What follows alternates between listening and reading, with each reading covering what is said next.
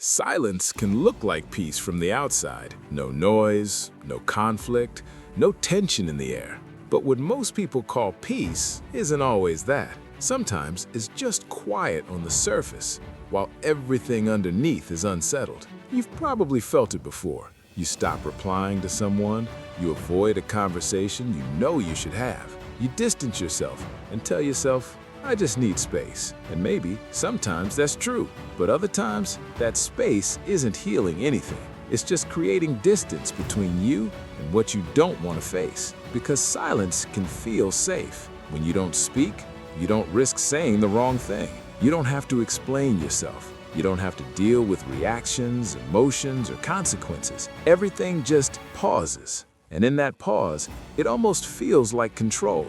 But if you pay attention, really pay attention, there's something else there. A quiet tension, a lingering thought you keep pushing away, a conversation replaying in your head that never actually happened. That's the part people ignore, because silence doesn't solve anything. It just delays the moment you have to deal with it. And the longer you stay there, the more it builds. What you avoid doesn't disappear, it waits. It shows up in your overthinking, in your mood, in the way small things start to bother you more than they should. You might not be speaking, but internally, nothing is at rest. So ask yourself something honestly. If your silence is really peace, why does it still feel unfinished? Why does it feel like something is sitting in the background, just waiting to be acknowledged? That's because most silence isn't chosen from clarity. It's chosen from discomfort. It's what happens when you don't want to confront someone, or when you're not ready to admit something to yourself, or when making a decision feels heavier than avoiding it. And instead of facing it, you go quiet, not because everything is okay, but because engaging with it feels harder. That kind of silence feels calm in the moment, but it slowly turns into pressure because deep down,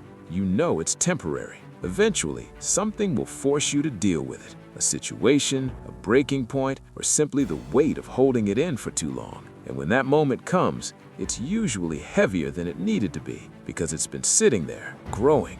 Real peace doesn't work like that. Real peace isn't about avoiding what's uncomfortable. It's about being able to face it without running. It doesn't mean everything is perfect. It just means you're not hiding from what's real. There's a difference between being quiet because you're grounded and being quiet because you're overwhelmed. From the outside, they look exactly the same.